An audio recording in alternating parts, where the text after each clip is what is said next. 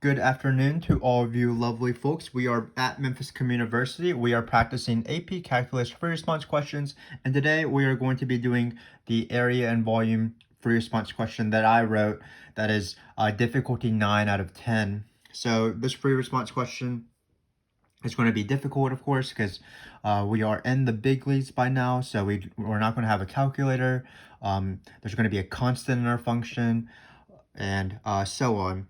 But if you've been watching this series, hopefully you have an idea of how to do area and volume free response questions. If not, feel free to go back in the playlist and start watching from difficulty 1 and slowly progressing up to this level, difficulty number 9.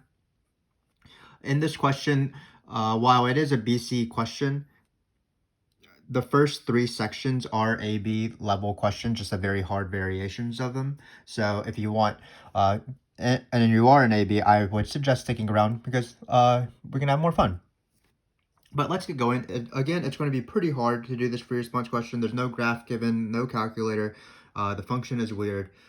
And I warn you that the integrals are about to get a little bit nasty, but sometimes when you play in the big leagues, you have to deal with some pretty difficult stuff. So let's get going. We have this function right here, negative x squared plus ax. The region is bounded by that graph and the x-axis, but first we need to find the graph of f of x. So we need to sort of examine what this looks like. Well, if you look at it, even if it has this weird a in it, it is still a parabola and it's upside down. So let's factor it and let's try to draw the picture before we start. So if we have this, notice I can take out a, I think it's, sorry, this should be a plus here. So plus ax. Notice I can take out a negative x. And I'm left with x minus a. So it's not actually the worst function in the world. What it will look like is it will be in the first quadrant because it's bounded by the x-axis. This parabola looks like this. This is the point 0, of course, because of this 0, and then this is a. So this is our region right here, r. So it's not going to be too bad. Basically, this integral is going to be just a little bit weird, I guess, because all of the integrals will involve a in some way. But the x-coordinates go from 0 to a, and this is the function. So let's start at the first question. It says, find all the values of a, or find all values of a such that the area of r is equal to 36. So if you've been watching the series, you know that area is usually the first question that is asked on these area and volume free response questions, but usually the question just says, find the area. Here, we're actually going to try to find the area, and then we're going to set it equal to 36. So it's a little bit a different of a variation, but we still find area in the same way. So if you've been watching the series, area is the integral of top minus bottom. So it's going to be the integral of top minus bottom. Hopefully I write small enough where we're able to do all these nasty calculations within the space provided. But if we need to improvise, I don't think it'll be too bad. So here, what's the top here? Well, the top is going to be, if you look at the region R and you draw a dx rectangle, it looks like the top is going to be this function here. So it's going to be negative x squared plus ax. So it's going to be integral of negative x squared plus ax. The bottom is going to be the x-axis. That's just minus 0. And then we do need to choose coordinates. And we're going to choose 0 and a because those are the x-coordinates. So we set up our integral. And we just need to take the antiderivative of this. There's no right but do not evaluates in this question, unfortunately. And we can't use a calculator. So this is area. We can type right area. So I'm going to do this antiderivative for you, but what we're going to do again is we're going to set this area, once we find the antiderivative, we're going to set it equal to 36. So I'm going to write that already. So let's go for this guy right here. So the antiderivative of negative x squared, not too bad, negative x over cubed. And then what's the antiderivative of ax? Well, what's the antiderivative of 2x or 3x? It's still the same, even if we have this a in here. So we're using the power rule, of course. This is technically to the 1. So we add 1, and it becomes ax squared over 2. And that looks like we are good to go. So again, even if this a is a little bit weird, it's not too much harder. It will give some students trouble, but usually weird things, if you just take your time with them on the AP Calculus exam, you'll see that it's more standard than you might expect. But we actually have to find this number, and in order to do that, just like normal, we're going to plug in a and 0 into this integral. We're going to do top minus bottom as the fundamental theorem of calculus dictates. So what it's going to be is minus a cubed over 3 plus, because we're plugging in a, so a cubed, and then a times a squared is also a cubed over 2. And then when you plug in 0, I'm not actually going to do that because when you plug in 0, you'll get 0. So it'll be minus 0 if you want. And here we have some fraction work that we have to deal with. But if you have half of a pizza and you subtract a third of a pizza, well, I think that's going to be a sixth of the pizza. If you want to verify that, well, a cubed over 2 is the same thing as 3a cubed over 6. And then this is 2a cubed over 6. So 3 minus 2 is 1. So it is 1a cubed over 6. Looks like it's not going to be too difficult to solve. If you eyeball it, a cubed over 6, we're just going to bring the 6 over. And I'm not going to multiply 36 times 6 because I noticed that 36 is 6 times 6. So a cubed is going to be, so we can just do this work on the side and then write the answer in this box. So a cubed is going to be 36 times 6. But I'm going to write the devil now. 6 times 6 times 6. A cubed. And notice that a, when you take the cube root of the other side, is just going to be 6. So we're not too bad of a question. Again, the integral is top minus bottom. In this case, we weren't trying to find the area. We were trying to make sure, we were trying to fix a number so that the area was 36. So a little bit different. The integral did involve a's, but not too bad in my opinion. So let's move on to the next question. Again, if you're struggling with this free response question, don't feel bad. This is probably beyond the level of what you need to get a 5. It's one of those trickier AP exam questions where they're just seeing what you know. So if you can do any of this, I would feel pretty proud of myself. So let's do this next one. This next one looks like it's a cross-section question. So again, I'll redraw the picture for you. It is an upside-down parabola still. It still goes from 0 to a. Just like before, even if this function is a little bit weirder than normal, what I like to do is I like to locate two things that are in the givens. Let me show you the graph actually. So remember, the only two relevant things in a cross-section question is what axis it's perpendicular to.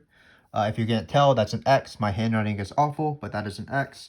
And then we have a shape with a given height. So perpendicular to the x-axis is quite lovely. That means that we can do dx's and do not have to convert to y's. If you want to see examples of that, you should check out previous difficulty levels where that step has to be done because it's perpendicular to the y-axis instead. But for now, for this question, we are perpendicular just to the x-axis, so we can use this rectangle. Perhaps this is not the right word to use actually though, because the cross-section itself is a rectangle. So I'm going to call this the dx object or the base, because the base of the rectangle will be in this, will be glued to this and I'll be coming out of the board or out of the sheet just like normal. So once you've determined whether you should do a dx object or whatever, bar maybe, or a dy bar, then you draw the cross-section. So that cross-section is going to look like a rectangle. The most important side of this rectangle is the base of the rectangle, because this rectangle's base is glued to our dx bar, if that's what we're going to call it for the rest of the video. So we have this bar, and remember that the base of the bar is always top minus bottom if you're using a dx rectangle, dx bar, or it's going to be right minus left if you have a dy bar. But no matter what the base is always the most important side, because if you can imagine, you cut out this rectangle, glue this little guy right here, and then the rectangle will be coming out of the board, out of the page. I'm used to writing to whiteboard, so I keep saying whiteboards, but in this case, we're writing on paper. So again, this is top minus bottom. Just like from before, top minus bottom is just going to be this function minus the bottom axis. So it's going to be negative x squared plus ax. That's what f of x was. So let me relabel it. And just like in the other one, the bottom is nice because it is the x-axis, so it is going to just be minus 0. And now we just have to do the integral. So we set up the integral. I should leave myself enough room, hopefully. And it's still going to go to 0 to a because we're doing x coordinates. And then for cross sections, you always put the area of the shape here. Well, they told me the area of the shape, which was quite lovely of them. It is a rectangle. It's base times height. This is the base. Again, top minus bottom is always the base. And then you have to determine the height, but they just said the height is x cubed. So the integral I want to do is this guy. I'm not going to write minus 0 because I'll clutter up the integral. But it's minus x squared plus ax times x cubed. Great. So this was the base. This was the height. So we're always integrating the area of the rectangle or the area of the cross-section shape. So it is base times height in this case. So unfortunately, it does not say write but do not evaluate. So perhaps the hardest part of this question is actually to take the integral. But I believe in us, so let's get going. First off, you might not know how to do this integral. You shouldn't use anything similar to parts or something like that. Notice that we can just distribute this x cubed and then we'll just use the power rule. So this is one of those integrals that requires a little bit of simplification before we actually take the integral, but the simplification is not too bad. So let's be careful when we distribute as well. Just remember your exponent laws. So x squared times x cubed is equal to x to the 5th because you add the exponents. And then similarly, when you bring this in, it will be plus ax to the 4th. So what we're going to do is we're going to take the integral now with the power rule. So it's going to be minus x to the 6 over 6 plus ax to the 5th over 5th. Sort of like that integral for area. So all we're doing is adding 1, so it becomes a 5, and then dividing by 5. Now we're going to plug in 0 and a. Just like with the area question, when we plug in a, that's going to be a little bit difficult, but when we plug in 0, that's going to go away. So that's the better part. So when you plug in a here, you're going to get minus a to the 6 over 6. And then when you plug in a into the x, notice you'll get a to the 5th times a. So you're going to get a to the 6 on that one as well. So we can just combine these little suckers and then we'll be able to find the answer. So it looks like a good common denominator will be 30. So it'll be 6a to the 6 over 30 minus 5a to the 6 over 30. So I think you're just going to get a to the 6 over 30 and we are done. So perhaps even this difficulty 9 question, which I argue is hard, is not actually that bad. These a's are a little bit confusing in order to take these integrals, but I think we're surviving quite well. Actually, the free response question, the real free response question that this is based off of, you actually didn't have to do the integrals for volume, so we're just going a step further and actually doing these integrals. So I would like you to congratulate yourself if you understand what's going on, because this is pretty hard work, and we're sort of treating it like a breeze, which is pretty impressive. But again, this was cross sections. Not much changed the normal questions. It's always either perpendicular to the x or y axis. We drew this function. We drew the cross section, of course. The base of the cross section is always top minus bottom or right minus left. Top minus bottom in this case because it's dx's. We put always the area of the shape to find the integral. Took the antiderivative after simplifying it because it's easier to take the antiderivative afterwards. And then we used power rule, plugged in top minus bottom, simplified a little bit, and we were done. So the answer is a to the 6 over 30. Still a typical cross-section question, just in a weird variant with these a's.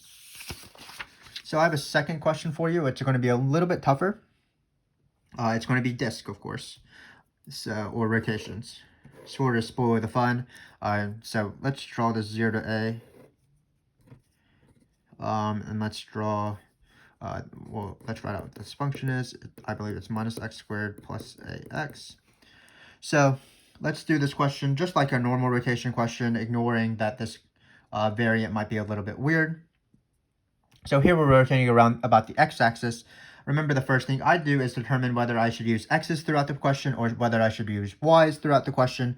That's based off the rotation axis. So if it's perpendicular to the, you draw a certain type of rectangle based off if it's perpendicular to the rotation axis. So in this case, the x-axis is right here. So I draw a perpendicular thing, and this is a dx rectangle.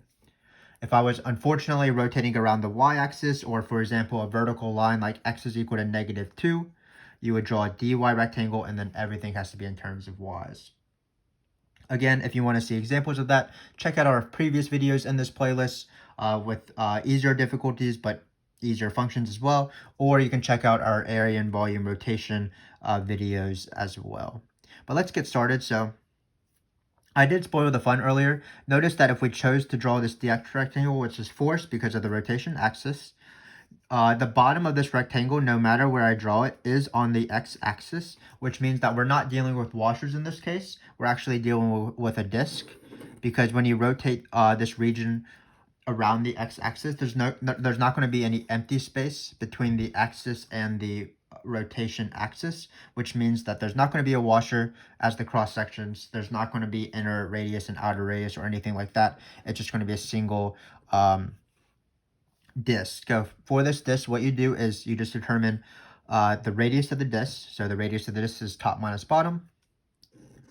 If you're doing dy rectangle, it would be right minus left. So we're going to write minus x squared plus ax minus 0 again, because the bottom is the x-axis still. And then we're ready to form our integral. And probably the hardest part about this integral is just doing the integral itself, because it says find the volume as opposed to write, but do not evaluate. So what we're going to do is we're going to start writing the integral. Remember that you always integrate pi times the radius squared, because we're trying to find the sum of the areas of circles. And we don't have washers, we just have solid disk. So I'm going to put negative x squared plus ax in here. Again, it's minus 0 technically because it's top minus bottom, but we'll avoid less clutter if we don't have the minus 0. Sometimes I put minus 0 for easier questions, but as we're getting more advanced, I don't think that's necessary. We do need to choose coordinates, but just like for the first two questions, it will be 0 and a, because we're dealing with x coordinates, and we are ready to do this integral. So hopefully you take a little bit of time in order to think about how to do this integral. So take some time, pause the video if needed, because this is a good integral to practice with. There was an integral similar to this a few years ago that a lot of students struggle with. So think about it for a little while I'll rewrite the pi and the 0a. So unfortunately, you might be thinking that this is a u substitution, but it is not a u substitution, because if you let u be minus x squared plus ax, then du would be linear, and there would be nothing for the du to substitute in for, because there'd be no more x's, which means that this is not a u substitution. I called this the expand integral. We're actually not doing u subs or parts or anything like that. We're just going to expand this out, sort of like how we did here for this cross section. We expanded this polynomial inside of the integrand. And we're just going to FOIL it out, and then we're going to integrate a polynomial, which will be pretty easy even if it has a's. So the hardest step is going to be doing this algebra step.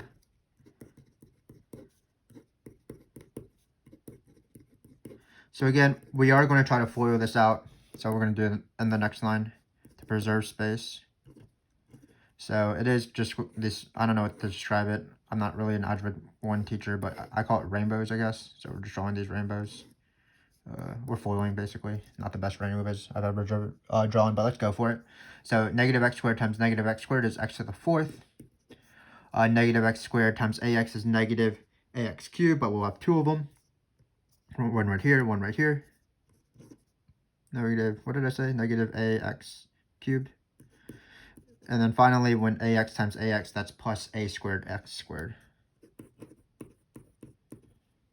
So this is the integral we are going to take.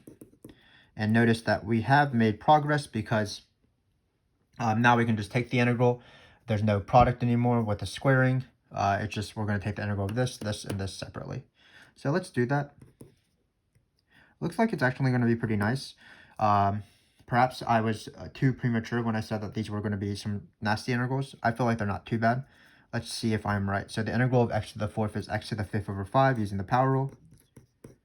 Similarly, the integral of this one is minus a x to the 4th over 4. And then finally, this last one is plus a squared just being a constant. You don't integrate a squared at all. You just integrate the x squared, because x is the variable, dx. So just like normal, you would just write a squared and then multiply it by the derivative of x squared, which is x cubed over 3.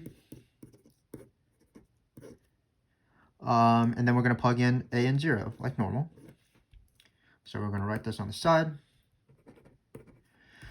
When we plug in a, we're just going to plug in a into every single one, of course. When we plug in 0, though, that's lovely because we're going to get 0 just like in the previous questions. So it's going to be pi a over 5 plus, when we plug in a, it'll be a to the 4th times a, which that's also a to the 5th over 4. And then finally, it'll be a cubed times a squared. Remember that exponent law dictates that you multiply, add the exponents to form the new guy and not multiply them. So it'll be a to the 5th. So we have 3 a to the 5th, which is not too bad, over 3. And I think we can probably simplify this because why not? We have worked so hard already. Why not? Why don't we just try to simplify it? I'm trying to think of a good common denominator for 3, 4, and 5. The one that comes in mind is just multiplying 3, 4, and 5 to be 60. So let's just do that one. And if we simplify later, that would be great. So we can write it out. So we have divided by 60. And this one, it looks like you need to multiply by 12. The next one is 15 because 15 times 4 is 60. And finally, the last one is plus 20 because 20 times 3 is 60. Sorry. Hopefully you can read that. Let me read that to you if you cannot read that because I don't think I can read it. It's 12a to the 5th minus 15a to the 5th plus 20a to the 5th. Yeah, not my best work, but we're going to quickly go to the answer and then we don't have to look at this anymore. 20 plus 12 is equal to 32. 32 minus 15, I believe, is 17? Question mark. Easier way is doing 20 minus 5, 15, which is 5, plus 12 is 17. So we have the lovely answer, not your typical area and volume answer, of pi a to the 5th times 17. We have 17 of these little guys divided by 60. And that's this free response question. Again, pretty difficult, especially if you write as terribly as I did. But hopefully you can see that while this was a little bit weird of a free response question, especially the integral, it's still the same thing. It's still, for a washer or for a disk, you always do pi times the radius squared, and then you go from 0 to a. If it was a little trickier and we were doing volume by washers, it would still be the same thing. Pi integral 0 to whatever, something squared, outer squared minus inner squared, where inner is the space in between the region and the rotation axis, and outer is the farthest space between the graph and the rotation axis. Sorry, I lost my train of thought there. But if you need more practice on more standard freaks, again, this is difficulty 9. Same thing in the next video when we hit difficulty 10. These are just harder variations of these questions. I would, if you're feeling uncomfortable with the entire area and volume process, including volume by washers or volume by cross sections like the previous one, why don't you go back to those previous videos and I will wait for you in this video once you are ready and you've leveled up the way that you should naturally. And I believe that watching those videos, you will be able to understand how to do the standard stuff, which will give you the opportunity to do these weirder questions. But we have one last question to do. This is actually going to be the easiest question because it says write but do not evaluate. So we're just going to do this perimeter question. Again, this is the only actual BC level question because the previous 3 questions could have been on the AB exam. This one is BC because it's perimeter and perimeter is arc length, which for some reason is not on the AB exam. So we're going to do the arc length. So I'm going to redraw the picture. So remember that the perimeter is not exactly the arc length formula. The arc length formula is able to determine the length of functions, but this perimeter actually consists of 2 things. It consists of this function right here. So we're going to use the arc length formula for that, but it also adds this bottom side right here. And I'm going to do the bottom side actually right now. What's the length of this guy? Well, it's going to be the difference between these 2 x coordinates. This is a 0. This is an a. So it's going to be a minus 0. So that's how long the side is. So I'm going to add a to whatever my arc length formula is. Let me remind you what the arc length formula, what it is in general. It's, let's not use A's and B's. Let's use C's and D's, I guess. So it's from your x coordinates, and it's square root of 1 plus the derivative squared. So as long as you have this formula, remember that arc length is one of the easiest questions that is a BC topic only. It might be the easiest BC level question in the multiple choice in some years. So it is just this formula. It's not too bad. So let's apply it in this case, and we're done. Where what's C and D? Well, we're integrating from 0 to a because that's still the x coordinates. And then finally, what are we going to put in this derivative? Well, let's just take the derivative. This function should be, of course, negative x squared plus ax. So let's take the derivative of that. F prime of x looks like it's minus 2x using the power rule. And then the derivative of ax, just like the derivative of 5x, is plus a, because it's just a constant times a function, a linear term. So it's just the slope. So it's a. So we're done. Basically, all we're going to do is we're going to put parentheses and plug in this function right here, negative 2x plus a. And theoretically, actually, it looks like this integral is potentially possible, but here, let's just end it right here because it says write but do not evaluate. So this is arc length. Not too bad of a question, probably the easiest question, even if it was the BC exclusive question, but it's the same as normal. Use this formula and then define horizontal sides of the region. What you want to do is subtract x coordinates. If you wanted to find vertical sides, if it did it, you would subtract y coordinates or use y coordinates and then add it separately. If you have two different functions, you just apply this formula twice. I think all of these scenarios was covered in previous videos. So I'm glad that you joined me. We have one more left for area and volume free response questions after this one, difficulty number 10. That's probably the one where AB students probably won't get much out of it because every single question on that video might be not AB related, maybe one or two. I haven't decided exactly. But hopefully you can tell that if you understand standard things, even if questions are a little bit weird in this case, for example, there's no graph, this function's a bit weird, these integrals require some weird A things as well. The integrals themselves were pretty difficult because we had to do some sort of simplification here and there. Still, if you know how to do general area and volume free response questions, they're set up in the same way, even if the questions are weird. So what's the most important thing is not to memorize these weird counter examples, I guess, but it's actually to just know the standard rules, which hopefully by the time you hit this video or understand completely this video, you have already understood the standard free response questions that are of the form area and volumes. And really, you're just here to have fun, see how much you know in difficulty 9. So if that's the case, I will see you in difficulty 10, and I promise more fun after that. I will see you then, and thanks for joining me.